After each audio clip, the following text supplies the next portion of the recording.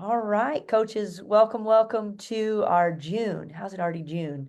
Office hours for Coachdotme. Man, these months keep ticking by. I don't know. Feels like June just started in my world. So we're excited to officially try out a new format. We sort of did last month, but hadn't quite worked out all of our details. And so I'm excited to try out the new flow and see if the structure lets us have more meaningful and more helpful conversations, and also where you can watch just snippets if there are particular topics you're interested in. Because I think sometimes as a coach, we just want to go grab the parts that are relevant to us and not necessarily have to watch a full long video. So that's our goal. So we are calling this Coach Camp, CAMP. And the first C is craft of coaching. So I'd like to talk about group coaching and kind of the difference between group and individual, unless somebody else has kind of got a tactical question we want to dig into as well. Because I've had this question from several folks in the last couple of weeks as we're talking about GCC, like, why do I need to do this? I already feel competent as a coach. In some cases, I've already got my HCC certification, or I've already got my ICF certification, or I've already got, a handful of other certifications that were really focused on one-to-one coaching, whether that's, one-to-one in person, one-to-one Zoom, or back in the old days, Skype, or one-to-one chat coaching. Those are all one-to-one. And so to bring back an HCC word, blisters. There are some blisters that are possible, particularly in chat coaching, that we talk about. But if we talk about group dynamics, and I think, Lydia, you were the first one to really unpack this in a way that made sense for me. It's now there's so many more voices and audience members. So you have more speakers and more listeners, and so any one of those can kind of create a blister, right? You could have a speaker misspeak or say something kind of insensitive, whether it's the coach or just another member of the group, or you could have a listener that's maybe not in the ideal cohort, right? That if you have too much diversity, and I don't mean diversity among the normal ways we think about diversity, but for example, if you're in a group talking about menopause and you got a 25-year-old in there, probably not going to be the most relevant kind of a thing. So thinking about, qualifying the people in our group, does this group actually need to be a group, right? Is the topic relevant to the folks in the group? So I don't know if you want to unpack that conversation we had about, just this is where the group design and facilitation and kind of ground rules and dynamics, all of those play a role. And it's kind of like the preventive, what is it? An ounce of prevention is worth a pound of cure. Like, if you do the things on the front end, your intervening actions are less necessary and easier to do. I'm just gonna jump in with a few quick comments, and then I would love to hear from Scott and Roxanne. But my quick comment is that coaches think that, I'm so experienced in coaching, then it's going to be so easy for me to get the group going, whatever it is, the course, or if it is a coaching group, or it is a mastermind, whatnot. So the different formats of group. So they think it, because I'm an experienced coach, I can throw a group and I'll be just fine. And I think that's a big assumption there, because exactly what you said, Kendra, is because a group brings with all the benefits that we are, saying, two hands up, yes, there are so many benefits of doing it in a group, not just for a coach, but for the client. So both parties benefit significantly. However, the challenges that come in a group format are just new, just different. So if you're experienced coach in one-on-one, it doesn't mean you'll be just thriving in a group if you're not thinking them up front, just like you said. If you know, if you don't know them, if you haven't learned them, it can be, yeah, it can be a big disaster. So one comment I want to make is just be aware that throwing at a course, a group, whatever format you're going to throw, is not going to be as straightforward as you might think. You know, you know, there's the whole science behind it, and it starts from how you qualify people, you know, what people you actually let in the group, how you not screen qualify people, just like you said. And then in the group, you need to stay cognitive on the dynamics, is your structure, the way you structured the interaction, is it serving the purpose or the goal of the group, or maybe you need to make changes. So there are a lot of moving pieces. I just want to say this, there are much more moving pieces compared to just one-on-one.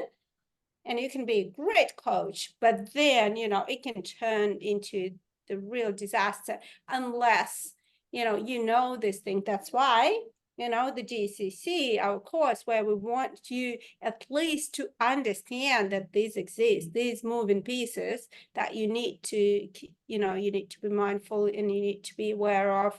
And, it might go just fine, or, it might not, but, you were like, oh, this is what's going on. I need to deal with that. So these are just my two comments. So Scott, you've always got some interesting stories. Have you ever had a group coaching gone awry? I've had group coaching go well, and I've had group coaching go poorly, and then I've worked with other coaches as well. So I've actually seen a lot of group coaching programs. I think a lot of the mistakes that we make, for lack of a better word, that cause things to go awry, and Kendra and Lidia, you both kind of alluded to this, it comes at the front end in terms of purpose and design. So a lot of coaches think, well, I filled up my calendar with one-on-one stuff, I don't have any more time available, therefore the only thing I can do is create a group coaching program, throw all my one-to-one people in a group together, and now it'll free up time.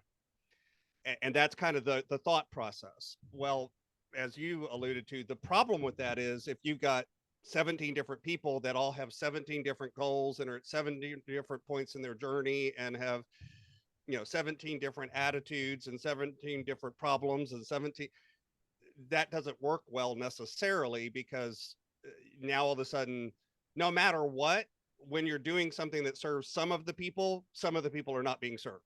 So there's always that feeling of, I'm not getting what I need, kind of feeling.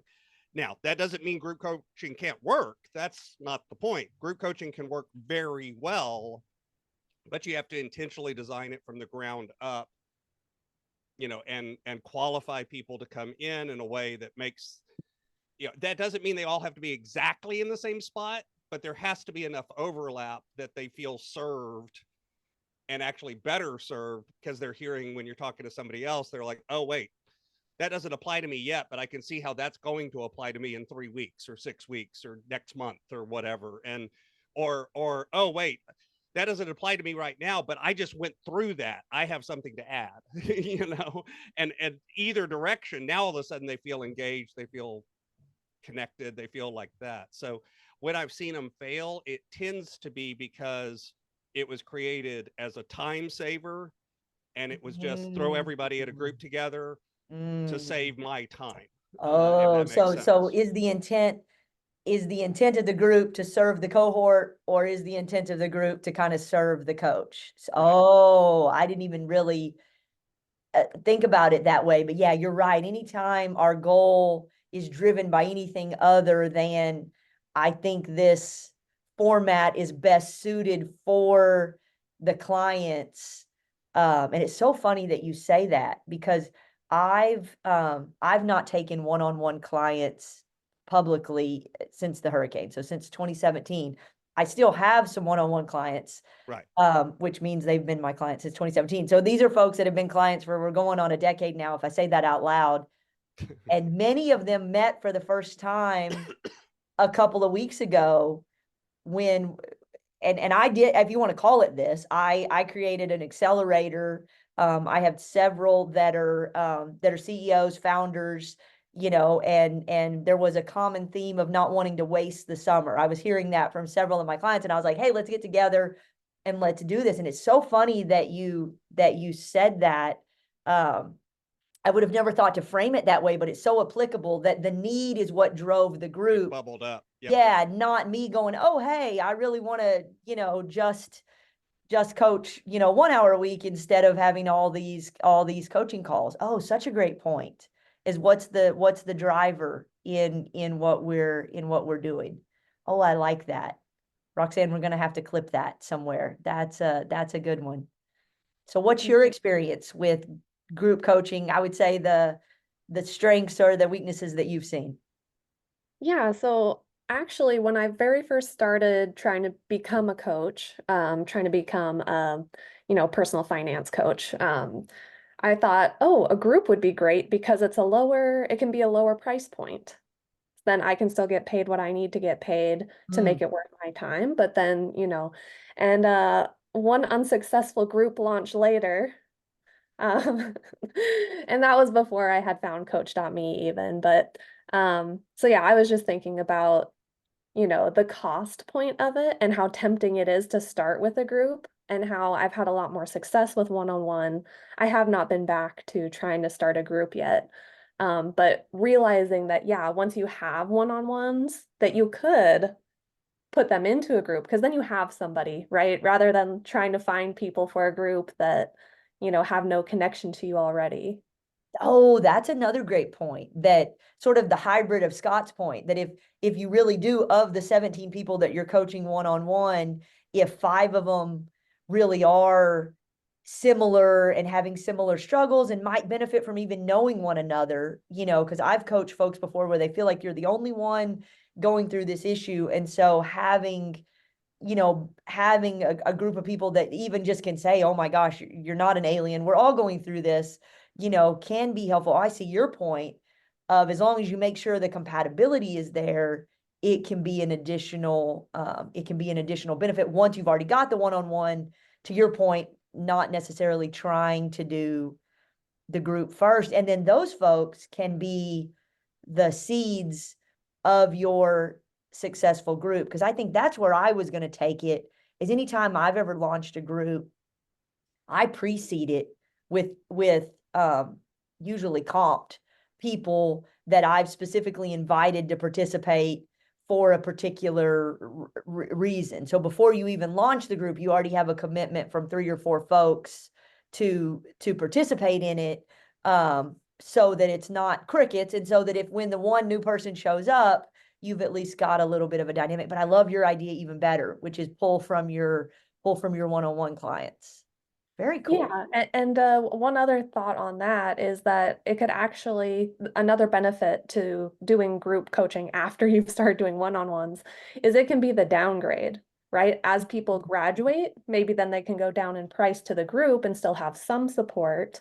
Or if, they're struggling with the price commitment of one-on-one, then they could go down to the price commitment of. So it gives you an opportunity not to downsell. Is that a thing? Yeah, no, a maintenance mode, kind of. I think that's great.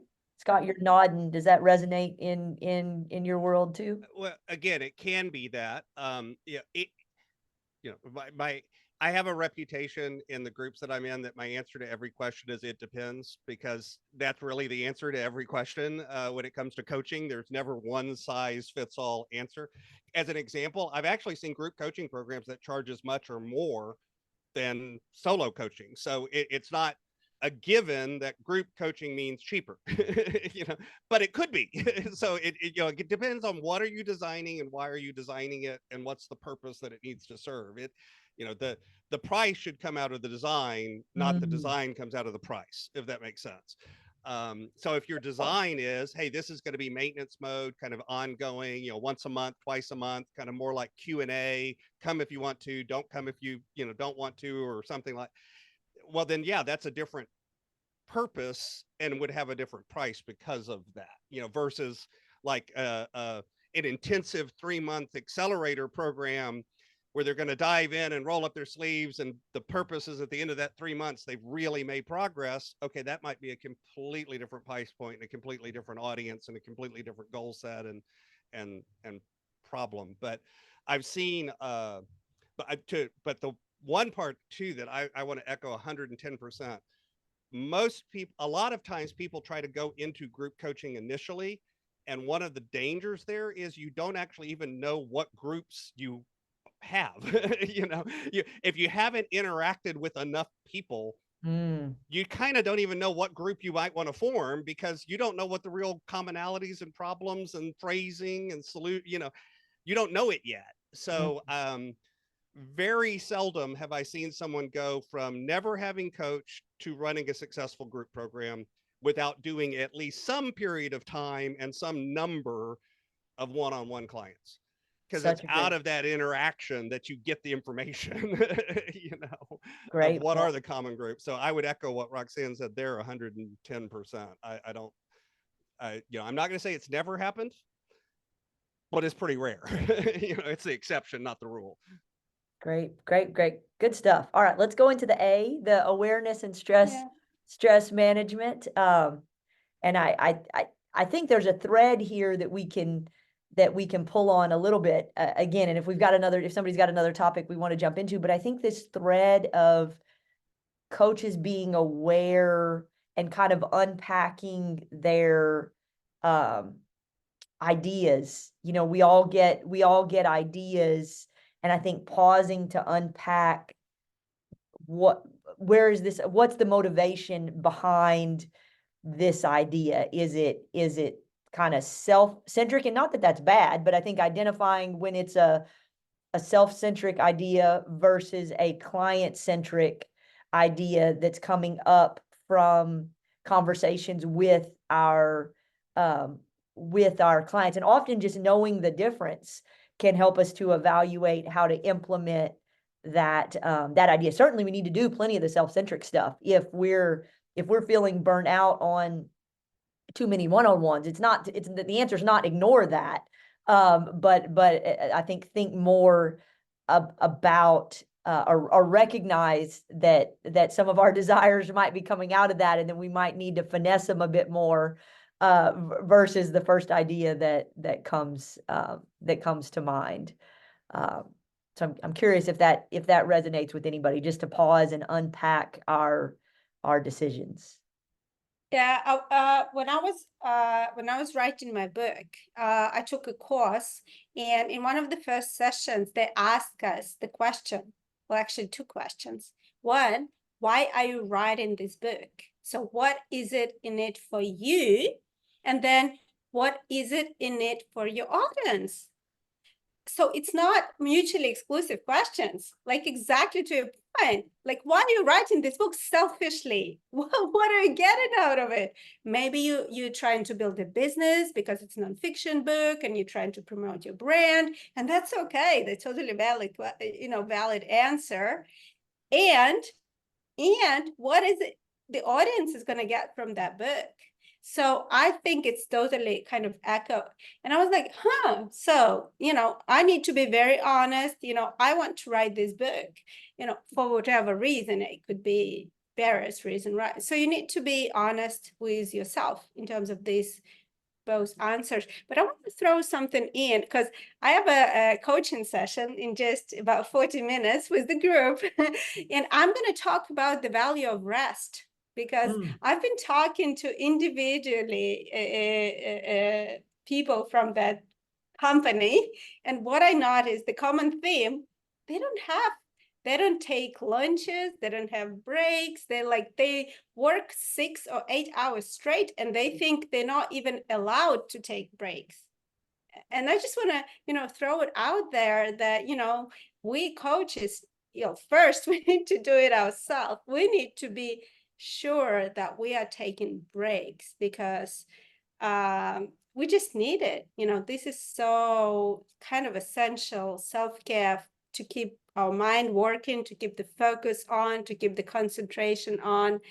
And yeah, it's just been so obvious that I've been talking to people like, yeah, I have to bill every 15 minutes. Where do I bill my 5-minute break? Like, you need this break, because you need to stand up. Like, I know Kendra sometimes stand up and move around before the meeting or during the meeting, because you need it. Our brain, we are knowledge workers, right? Most of us are knowledge workers. Well, all of us here, definitely. This is essential. This is like oxygen, right? This is so important. I think so it comes important. down to locus of control, and I love it. But I think we have to claim that for ourselves, right? There's nobody going to give us permission. There's nobody going to give us permission, to design our lives. And the reality is, it's got to be a little bit different for everybody. Yeah. And so we've all got to figure out what are our and are you over, are you bad at making commitments? Do you often promise something without really thinking through, can you actually deliver it in that time frame? Therefore, you always feel significant time pressure. Therefore, you're always behind. Therefore, you feel like you can't rest. And it's like, well, why did you make that commitment? Well, because they 100%. called. Well, okay. I mean, that may or may not be a good answer. And that's a very valid point, and that's a separate issue in terms of saying yes and saying no. That's the whole separate universe, the commitments you make. But I think just realizing the value of rest, even if it's 5-minute rest every 50 minutes, or 15 minutes rest every 2 to 3 hours, that needs to be on your schedule. That needs to remind you, because if you don't do that, you just forget. Well, I said I'm lucky because I'm working from home, so I plug in the laundry, the unloading and loading the dishwasher. But if you're in the office, that just needs to go on the schedule. That needs to kind of alarm goes off. Anyway, as we're talking about taking care of ourselves as coaches, if we plan in those coaching calls back to back to back to back, and then once we finish, we think we're doing the emails and this is kind of rest. Well, it's not. I'm saying the rest is when no screen, and you're standing, or you're jumping, or you're sitting, or you're squatting, whatever you're doing, that's rest. No screens and doing some physical. So I think self-care for the coach, it just needs to be scheduled before it becomes second nature. Yeah. Roxanne, what are you going to add? Yeah, I love your point, Lydia. And so I wanted to add on to it, play as well. As adults, we can be very serious. And, one of the ways to kind of rest and recover is to be playful. Some of the things I like to do are like listen to SNL songs, which is kind of silly, or songs like from Hamilton, the play. Yeah. So playing with your pets, kitties or your dog. I think when you push yourself to try to have more fun and to try and play, it can be very recovering. I don't know the right word. It can help you reset and avoid burnout and just have more fun in life. Listening to stand-up comedy is another good one that I really like. So even just for a few minutes.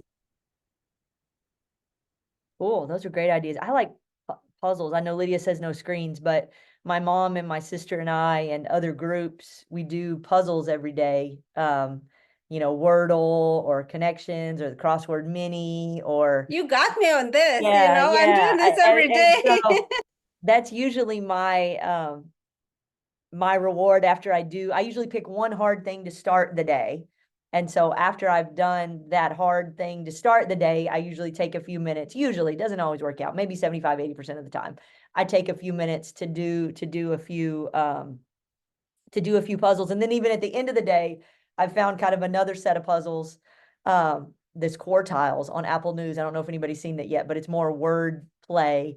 And so I've started doing that right at the end of the day as kind of a way to, to unwind. And I think if you've got a family and pets, it can be different than if you're living life mostly solo, right? I think if you're living life mostly solo, you've got to have a different set of strategies. I've seen some debate on LinkedIn of morning routines where, one guy posted his morning routine and it was, whatever. He was, I think, doing an extreme version of his own morning routine. And then a working mom, posted her morning routine, which is all about the kids, which we totally get that. But what if you're grown, your kids are grown, and, you don't have kids to take care of every morning? It is different and can be, you have to be even more intentional, when you don't have pets or kids to kind of draw your attention away. I think it's a super valid point, and that nobody's going to figure it out for us. That we've got to own figuring that out ourselves. So the common theme in all of this stuff that we've talked about today is proactive. The idea of being intentional, designing, being proactive, self-care. You got to be proactive. And by the way, earlier I'm the one that brought up the don't do it for just, the selfish reasons. To be clear, I mean just the selfish reasons. I don't mean don't include any selfish reasons. Because to Lydia's point, it's a both and, it's not an either or. It's you got to have both of those. Otherwise you end up building something that you hate, and that's kind of stupid because you're going to burn out pretty quick. But yeah, self-care, it's important to be proactive and intentional and build it in. As an example, when I have a crisis client or clients that are dealing with a lot of, emergency kind of financial situations, I deliberately block an hour off. Like if I know they booked this hour, I immediately block the next hour off, which is my hour to go for a walk, recover, take a nap, whatever, do something self-care oriented so that I can get my emotional batteries back. So but you have to do it on purpose. Otherwise, you end up not doing it. And you'll burn out pretty quick.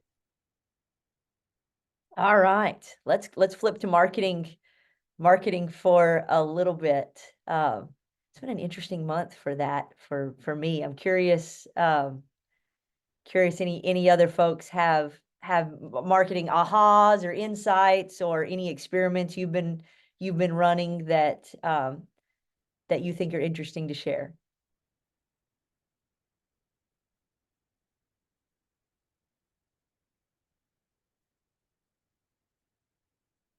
All right, Roxanne, to put you on the spot, what's been, as our resident social media manager for Coachdotme, what's been your feedback and thoughts, unabridged, say whatever you're thinking on kind of the experiment we've been running this month with the daily videos in the coach community?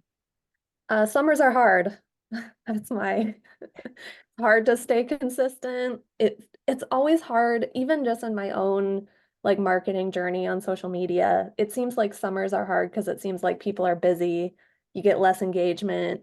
Trying to keep the faith and keep going is a struggle. So if you're not getting momentum fast enough, and if you're trying to start in the summer as well, we've been, over the last couple months working on our marketing. And so it's hard to do all the work and then not see as much momentum as you were hoping.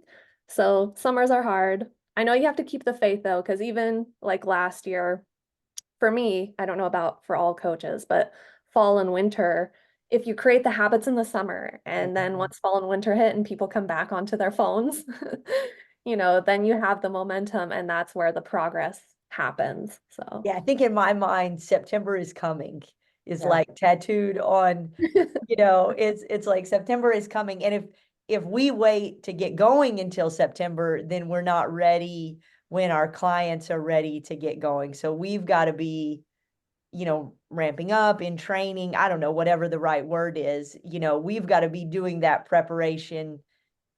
And again, exactly when is up for debate. Certainly take your rest or be strategic about it. But I think the September is coming is like right in front of me of like, okay, let's not waste. You get September and then you get January and then you kind of get another April. Those seem to be sort of, the bump periods. But you got to be ready. You got to be ready for those. And then to Scott's point, if you're not in conversation with your ideal client, a lot of them, how do you even know, you're going to do this launch based on what? But like, how do you decide what it is you're gonna do? So we've challenged ourselves and our and some of the coaches in our online product incubator to have 100 conversations. Have 100 conversations with folks that could be in your ideal client profile. Just about the topic. And are all 100 going to be on point? No. But if 10 or 12 or 15 are on point, you might learn some really interesting,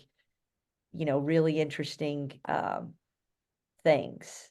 So yeah, just to piggyback on that. And yesterday we had our office hours in the incubator, and I challenged, well, actually I took the almost whole hour, to talk about objections, because I kind of felt like it's a good point.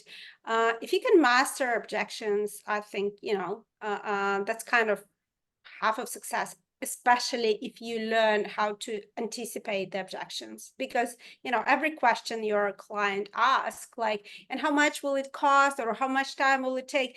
This is the objection. Like, if you can view the question as an objection and you could answer it not with an answer, because your answer, there is a high chance it's not going to be what the client wants to hear, right? But if you can imagine what is the belief behind that question, and you can debate that belief, so it doesn't matter how long it takes. It's the matter of, can you commit to it, or, whatever it is. Anyway, I took the whole hour yesterday to talk about objections. But then in the end, I said, and then managing objections is exactly like riding a bike. And one of the way to deal with objection is to use the metaphor. And I said, I'm using metaphor. I'm doing meta here. So addressing objection is like riding a bike. You can read about it, you can watch videos about it, but unless you get on a bike and bloody ride it, there's no way you're gonna learn how to ride a bike. So if you want to deal with objections, you need to start having those conversations. So exactly that. I told them, let's do the challenge. Let's get those 100 rejections, because if you get 100 rejections, that just by default means you will have some yeses. It just got to happen. So I like that even better. 100 rejections. I like that even better. Not have 100 conversations, get 100 rejections, because then you almost value the rejection. It counts. It's like the Gary V push-up. It counts as a win more than the win counts as a. Oh, I like that. Okay, absolutely. We gotta think about that for July. Do we? I'm actually thinking of running a LinkedIn group. Yes. Because if you can get 100 rejections, you get the resilience, and you get the yeses, and you get the learning, and you get the practice, and you get to ride the bike. You get everything. You're a winner. And I got that, not that I came up with this. I'm not that smart. I got it from Sarah Blakely, the founder of Spanx. Yes. She's amazing. And, you got her YouTube videos. You can get the 3-minute video where she talks about when she was young, when she was a kid, her and her brother coming back every evening, their dad was asking, so what you failed today? What was your failure today? If they couldn't name a failure, he was upset, because he was saying, if you didn't fail today, then you didn't try hard enough. You didn't go out of your comfort zone. And they were just taught to just do something, try something that they thought they could, they could fail, they could get rejected. So, and if I look at my childhood, that was exactly opposite. You come back home, it's like, okay, so what was your mark? What did you succeeded with, right? We were prompt to tell our successes, and that teaches you completely the opposite. That teaches you that do something that you're gonna succeed in. So the rejection thing, I think, is we have to train ourselves and our children, if you have children. I love it. And I love that. What was your failure today? I think even in workplaces, because I'm hearing a lot of perfectionism. We had a meeting with a young man last week that was struggling, and when we finally took like 4 conversations to really peel back the onion, and it got down to I hate doing, I'm good, I'm smart. And I think people that come up smart in school are good at school, maybe even struggle with this even more. But it's like, I'm smart, I pride myself in always being good at something, and I suck at this. I don't know how to do it. And I'm like, man, I love that you suck at this, because it means you're learning something new. You have to, like, I'm still the slowest person on the racetrack when I go motorcycle racing, and it's the highlight of like my month, and I am super slow. You don't measure, like, the bar is different. The failure is the victory. Gwen, looks like you've got something to add on this one. Oh, no, I'm just agreeing with you. And my cat fur is going up in my nose. So I love it. But I love this focusing on on purposefully mining for the rejection or the failure, or to kind of have an antidote to this perfectionism that we do. And I think, so I've been doing these short clips at 6 a.m. And I kind of think I got lucky in doing it at 6 a.m. I chose that time because sometimes my day goes off the rails. And so that's like the latest time I know I'm typically in control of my day. So the things that could take my day off track, almost 100% of them happen after 6 a.m. So I'm like, okay, if I'm going to do this, I'm going to do it at 6 a.m. Well, the other thing that comes with 6 a.m. is you're not going to look great, or I'm not. I'm not a news forecaster that's going to get up at 4 a.m. to look great at 6 a.m. If I'm going to record at 6 a.m. You haven't watched the morning show? You haven't watched the morning show? I guess not. I missed that. I missed that memo completely. But so for me, the self, you have to get comfortable, bad hair, no makeup, voice. I've been wrestling with losing my voice for a month, so it's even worse. T-shirt in the gym, lighting not great, just all of these things are just bad, but it's like, well, if I'm going to do it at 6 a.m., I'm going to have to sacrifice all of these things. So in a way, it forced me to get comfortable with things not being great, and I hadn't practiced that in a while. So it's been interesting. There's a lot of insights that come from that. So I love these kind of challenges. I think they force us out of our normal routines. We accomplish things that we didn't think we could do, and we learn things that we weren't going to learn any other way. To tie it back into marketing, because that's part of it, is the same thing happens with the, Roxanne said summers, are slow. Yeah, but summers are a place to mine for information, because you can experiment, you can put a bunch of different stuff out there. And that's my frame, by the way. I'm an ex-science person, have a science degree, taught science, did all of that. I think of everything as running experiments, because here's the thing about an experiment. If the experiment does what you thought it was supposed to do, you're like, hey, cool, it did what I thought it was supposed to do. If the experiment doesn't do what you thought it was supposed to do, you're like, hey, cool, I know that it doesn't do what I thought it was supposed to do. It's just data. It's just information. It's not good or bad. It's just information. So, put post out, see what resonates. What, and yes, the interaction you get is smaller in the summertime, but a lot of time, but all of a sudden it's like, if you got interaction on something, hey, that's something that resonates, because there's so much else distracting them in the summer. If you got one comment on a post in summer, that's like getting 100 comments in other settings, because it's like that really hit a button for people, and realize that that's that's your chance to go out and create visibility and get out there. And then, like you said, then when September hits or another hot moment hits, or just when the person's ready, all of a sudden it's like, hey, I've been seeing these posts from, let me go check them out, you know, and then they'll finally take action. But if you wait until the right time, or till you already know everything, you know, or you have all the right answers, or you can overcome every objection, you're never actually going to get enough information back to be able to do it. So just go out there and run the experiments. And summer is actually a great time to run experiments because you know the stakes are a little lower in a way. Love it. I love that. Love that mindset and love that. We've got just a couple minutes left. I think several of us have a hard stop at 45.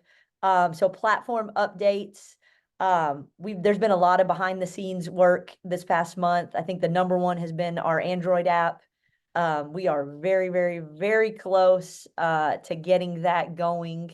We've got one more infrastructure upgrade on kind of the whole platform that we've got to do in order for that to work. And we should get an update from the development team tomorrow on the timeline for that piece of the puzzle. The Android app is kind of like a puzzle. You've got literally everything done but one piece. And so we've got to figure out how to pop that one piece in to get that rolling. Now it's a complicated piece, don't get me wrong. So we've got to get that rolling, but we do think the app is imminent in getting that rolling, and that would represent I think a big win for the team, for all the different components that had to come together for that to take place. And then the group coaching, you know, with our emphasis on group coaching, we're seeing the demand on the client side and the company side for it. We've added a ton of features. We probably need to do a recap of all of the different features that have been added to the platform. So we'll make a note to do that maybe early next week. We did a FAQ email today based on questions. So perhaps next week we could do a group coaching platform highlight as well. All right, packed conversation today. Any thoughts, questions, final thoughts to close us up?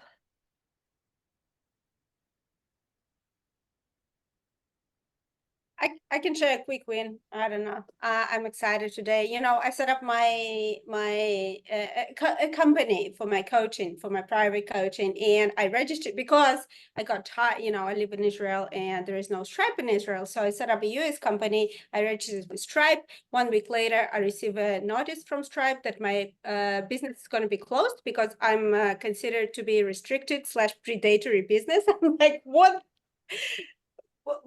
Anyway, and it's all bots. It's all automatic reviews, and you know, thank you, Kendra. So because I was like, oh my God, what's going on? And you know, you said this, okay, I need to get to people. I need to get to talk to people. So I searched Google, they say, contact them, contact Stripe support, because there is no number I can call. There's no human you can contact on their website, or there is no number. I'm like, how do I get to them? How do I get to talk to people? Understand that I'm legit. I'm a real coach with a ton of experience and, you know, tons of education. You know, I'm good. You know, I'm not a predatory business. God, it got to me, you know, it got under your skin.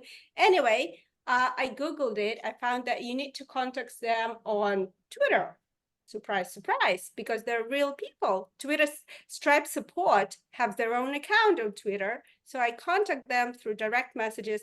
Anyway, conversation, yes, actually real people. 2 weeks, I'm sending them this and that and that. And then, you know, today I got another review saying, yes, you're okay. You can go on. Nice. You're not going to Congratulations.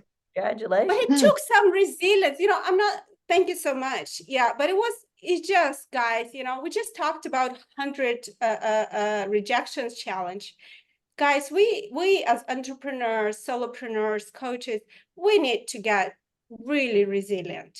We need to get, you know, we're going to get those curveballs all the time, you know, Kendra, you know, I'm smiling. We got them like every week, right? You're going to get them.